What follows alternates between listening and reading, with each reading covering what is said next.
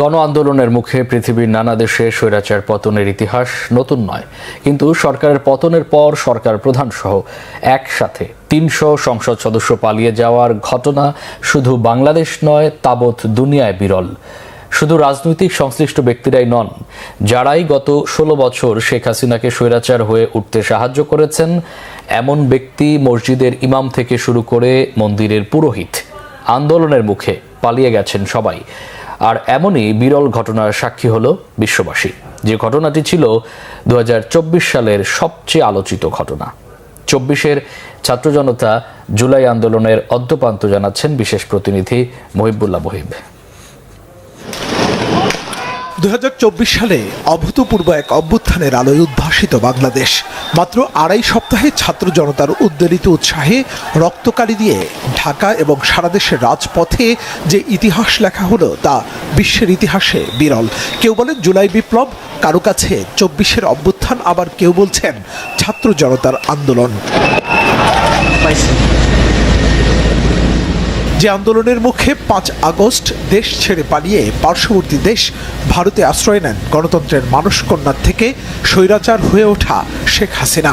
কদিন আগেও শেখ হাসিনা পালায় না বলে যে আস্ফালন উচ্চারিত হয়েছে গণভবনে, ৫ আগস্ট ৪৫ মিনিটের প্রস্তুতিতে সমস্ত অহংকারের কাগুজে বাঘ জনজোয়ার ভাসিয়ে দিয়ে তিনি দেশ ছেড়ে পালাতে বাধ্য হন।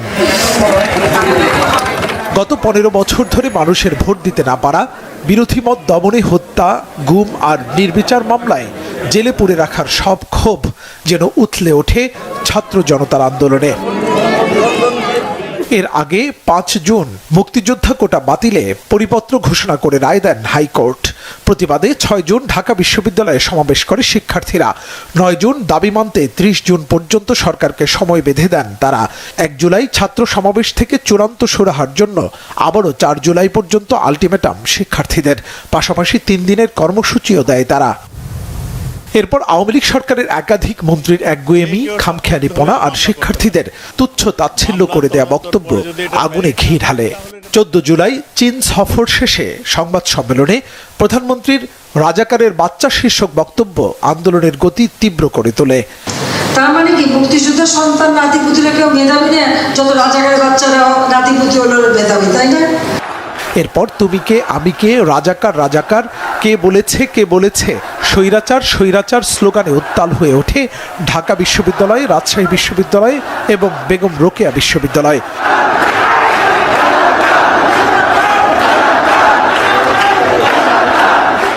১৫ জুলাই রাজাকার স্লোগানের জবাব দিতে ছাত্রলীগকে উস্কে দেন আওয়ামী লীগ সাধারণ সম্পাদক ওবায়দুল কাদের। এরপর আন্দোলনরত শিক্ষার্থীদের ওপর সশস্ত্র হামলা চালায় ছাত্রলীগ। প্রতিবাদে উত্তাল হয়ে ওঠে পুরো দেশ। ১৬ জুলাই পুলিশের গুলিতে রংপুরে আবু সাইদ, চট্টগ্রামে ওয়াসিম, শান্ত, ফারুক এবং ঢাকায় সবুজ আলী ও শাহজাহান নিহত হন। ১৭ জুলাই আন্দোলন থামাতে ব্যর্থ হয়ে মোবাইল ইন্টারনেট বন্ধ করে দেয় সরকার। ১৮ জুলাই পূর্ব ঘোষিত কমপ্লিট শাটডাউন কর্মসূচিতে মুগ্ধ, ফাইয়াজ সহ ৪৮ জন শাহাদাত বরণ করেন। এরপর অগ্নিগর্ভে পরিণত হয় বাংলাদেশ। ১৯ জুলাই পুলিশ বিজেপির নৃশংস গুলিতে মারা যান আরও ১১৯ জন। হেলিকপ্টার থেকে গুলিবর্ষণে বাসায় গুলিবিদ্ধ হয়ে প্রাণ হারায় ৪ বছরের শিশু থেকে ৬ বছরের রিয়া গোপ। এরপর দেশ জুড়ে জারি করা হয় কারফিউ ভেঙে ছাত্র জনতার মিছিলে ২০ জুলাই শহীদ হন আরও ৭১ জন। দিন যত গড়াতে থাকে মৃত্যুর মিছিল বাড়তেই থাকে, একই সাথে চলে গণগ্রেফতার। ২৮ জুলাই ১০ দিন পর সচল হয় ইন্টারনেট। গণহত্যার বিচার চেয়ে ফেসবুক প্রোফাইল রক্তিম হয়ে ওঠে আন্দোলনকারীদের।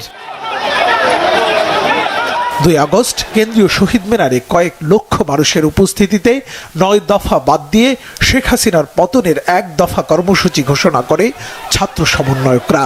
এরপর পরিস্থিতি ক্রমেই পাল্টাতে থাকে। ৪ আগস্ট বিক্ষোভ মিছিলে হামলা চালায় আওয়ামী সন্ত্রাসীরা। এদিনেও ১৩০ জন শাহাদাত বরণ করেন। ৬ আগস্টের বদলে ঢাকামুখী লং মার্চ একদিন এগিয়ে আনেন শিক্ষার্থীরা। ৫ আগস্টেও সকাল থেকে মারমুখী অবস্থান নেয় পুলিশ, বিজিবি এবং সেনাবাহিনী, কিন্তু শেষ রক্ষা হয়নি শেখ হাসিনার। মানুষের সব ক্ষোভ উগরে পড়ে গণভবন আর প্রধানমন্ত্রীর কার্যালয়ে।